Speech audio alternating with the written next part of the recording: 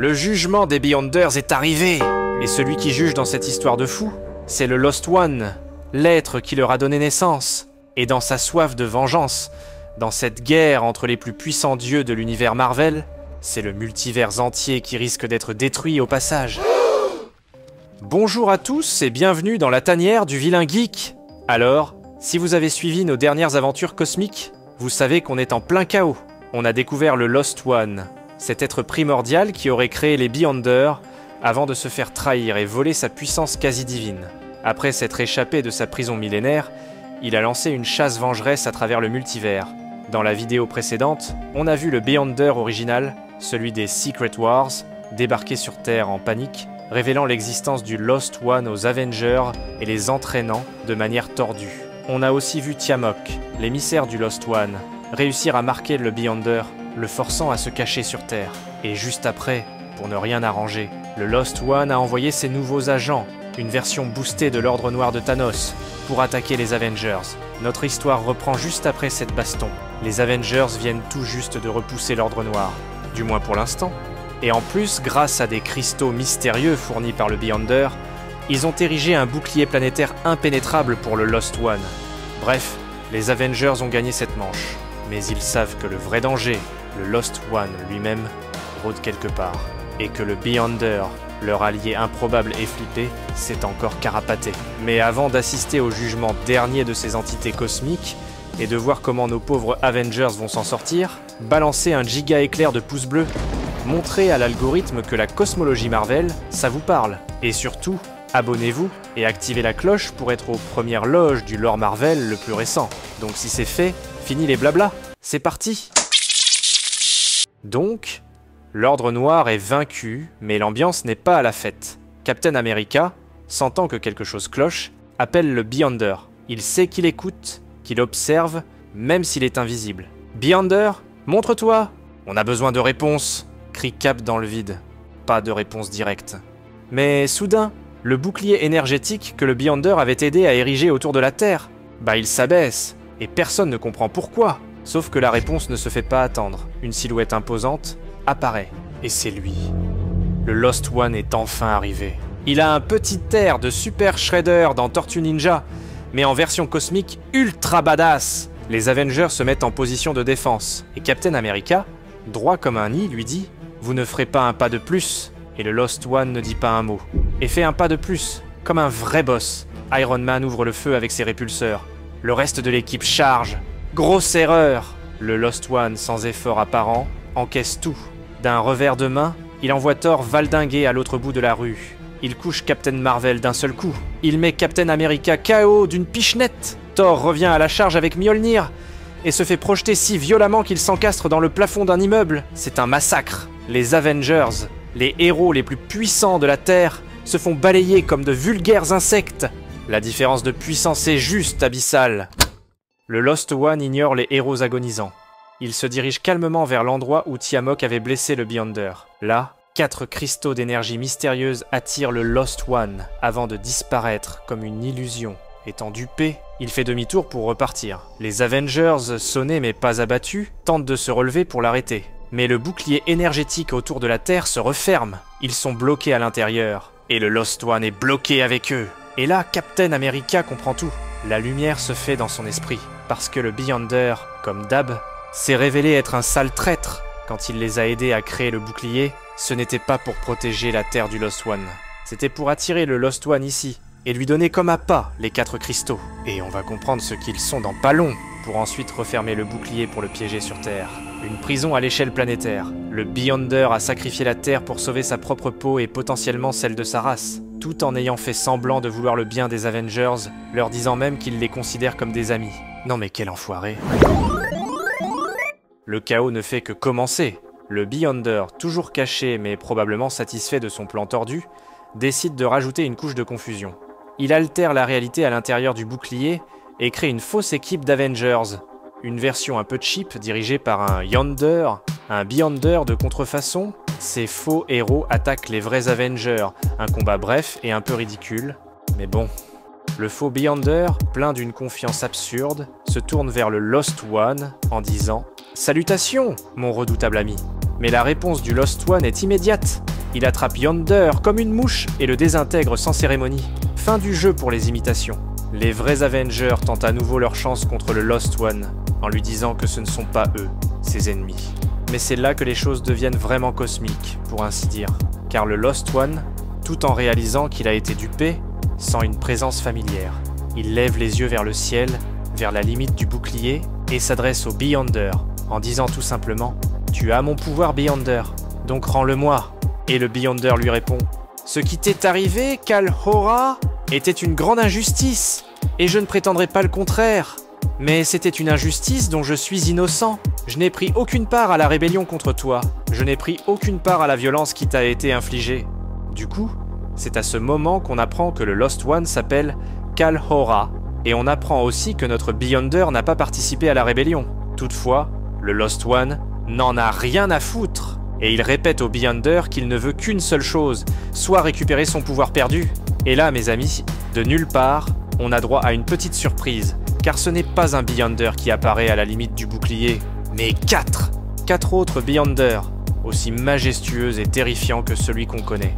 Ils sont venus constater la situation. Et on apprend enfin la nature des cristaux que le Lost One a récupérés.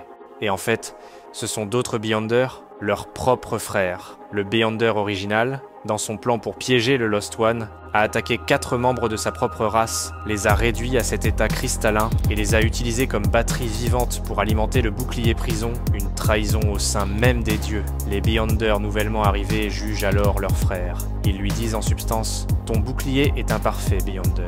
Il ne tiendra pas éternellement. Quelqu'un d'assez puissant finira par le briser. Mais en attendant, en piégeant le Lost One ici, tu as sauvé notre race d'une annihilation certaine. Pour cela, nous te sommes reconnaissants. Toutefois, nous ne pouvons ignorer ta trahison. Tu as attaqué les tiens. Tu les as condamnés à une mort vivante pour alimenter ta prison. Pour cela, tu es banni. Tu n'es plus des nôtres.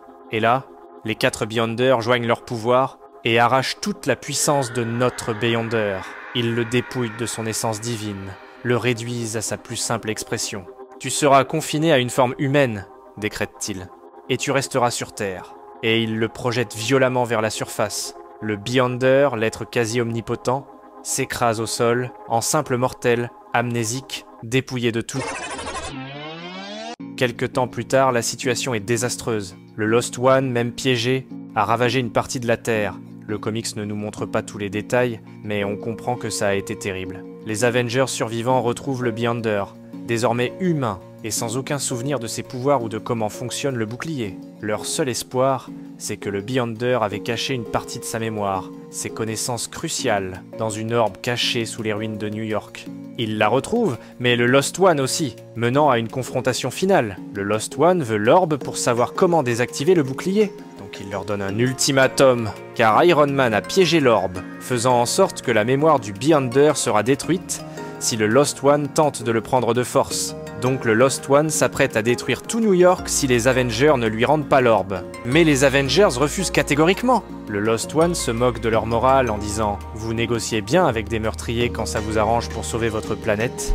Et là on peut prendre pour exemple des moments comme les incursions dans Secret Wars ou encore Civil War, des événements durant lesquels la moralité de nos héros s'est vue basculer vers l'ambivalence. Et dans ce contexte, le Lost One leur demanda « Ce que je demande est-il déraisonnable ou juste déplaisant? Entre sauver vos principes et sauver votre population, que choisirez-vous ?» Forçant ainsi les Avengers à faire un choix impossible, qui pourrait avoir des répercussions sans précédent sur leur planète et le multivers entier. Mais les Avengers avaient plus d'un tour dans leur sac. Ayant appris du Beyonder que les membres de leur race ne peuvent pas directement blesser les Célestes, leurs créateurs, sauf en temps de guerre entre eux, un détail crucial dont je vous ai parlé. Eh bien, Captain America et l'équipe se sont couverts du sang d'un Céleste pour tenter un dernier barreau d'honneur. Le combat était plus équilibré grâce au MacGuffin qu'est le sang céleste, mais toujours désespéré. Et c'est là que le Beyonder humain intervient en disant « Je vous dirai comment désactiver le bouclier, si vous me rendez mon pouvoir, car je veux de nouveau devenir un avec le cosmos. » Le Lost One accepte le marché. Il scanne l'esprit du Beyonder via l'orbe, apprend le secret du bouclier, puis absorbe l'énergie des 4 Beyonder cristallisés, devenant encore plus puissant. Quand le Beyonder réclame son dû, le Lost One tient parole, à sa manière, en lui disant « Tu voulais ne faire qu'un avec le cosmos à nouveau ? Ainsi soit-il. » Et il le désintègre. le renvoyant à l'état d'énergie pure. Dispersé. Bye bye Beyonder, du moins pour l'instant. Mais là, le Lost One, désormais libre de quitter la Terre, se prépare à partir. Mais les Avengers tentent un dernier bluff monumental. Black Panther lui dit « On a des satellites en orbite, chargés d'énergie céleste, pointés sur vous. Ils sont invisibles à vos sens, mais ils sont là. Donc, un seul mot de ma part, et vous êtes désintégrés. » Le Lost One s'arrête. Il toise les Avengers. Puis, avec une confiance presque amusée, il rétorque « Je ne détecte aucun satellite infusé d'énergie céleste. Et je ne crois pas une seconde que vous, qui êtes si prompt à protéger la moindre vie, seriez capable de tuer 8 millions de New-Yorkais juste pour m'atteindre. C'est un bluff. Il semble prêt à ignorer la menace, mais c'est là que Cap enfonce le clou, jouant sur le doute, sur le risque infime mais absolu. Peut-être que c'est un bluff, répond calmement Steve. Peut-être pas. Et si notre technologie céleste était vraiment capable de cacher ses armes à votre perception, êtes-vous prêt à parier votre existence entière là-dessus, à jouer votre vie, votre quête de vengeance contre les Beyonder, sur l'idée que nous bluffons? Si c'est ça que vous voulez. Alors d'accord, on verra bien ce qui se passe, et on rasera peut-être 8 millions de vies sur notre monde pour en sauver 8 milliards, mais vous serez morts. Et au final, peut-être que c'est vraiment un petit prix à payer pour le bien supérieur, non? Le Lost One reste silencieux. Il regarde Cap dans les yeux. Il sait que c'est probablement un bluff. Il sait que les héros ne feraient probablement jamais une chose pareille. Mais le probablement est la clé. Peut-il être sûr à 100%? Le doute est semé. La certitude du dieu est ébranlée par la détermination désespérée du mortel. Et là, face à ce doute, face à ce risque infime mais potentiellement absolu, le Lost One cède. Il ne prend pas le risque. Mais ses derniers mots sont fascinants et nuancés, faisant preuve d'une certaine humilité. Il reconnaît les limites du pouvoir, même le sien, en disant « le pouvoir a des limites, même le pouvoir du cosmos ». Mais il annonce néanmoins qu'il va utiliser son pouvoir, celui volé par ses propres enfants, pour continuer sa juste quête. Il ajoute « Je traquerai les Beyonder où qu'ils se cachent. Je les trouverai, et bientôt, je serai à nouveau entier. » Il libère même son émissaire Tiamok, lui rendant sa liberté. Puis, regardant les Avengers, Kal-Hora ajoute des paroles rédemptrices. Nous sommes tous limités. Moi, vous, vos héros, mais ils sont néanmoins extraordinaires, magnifiques et puissants. Vous devriez être fiers d'eux. Et sur ces mots, il restaure New York d'un geste, puis disparaît dans les étoiles, laissant derrière lui une terre marquée, mais aussi des héros qui, par leur courage et leur sens de l'honneur, ont mérité le respect de l'un des plus grands dieux du multivers, Marvel. Et voilà mes vilains geeks, le jugement dernier a eu lieu, mais pas comme on l'attendait. Le Beyonder a été jugé et puni par les siens. Le Lost One est libre, plus puissant, et sa quête de vengeance contre les Beyonder ne fait que commencer. Mais qu'avez-vous pensé de ce Lost One? Un simple méchant? Ou une figure tragique en quête de justice? Et ce final, avec le bluff de Cap et la réaction presque respectueuse du Lost One? Ça change la donne ou pas? Dites-moi tout dans les commentaires. En attendant vos réactions, j'ai une autre vidéo explosive sur un autre coin du cosmos Marvel qui vous attend juste là. Cliquez, ça vaut le détour. Ciao les amis!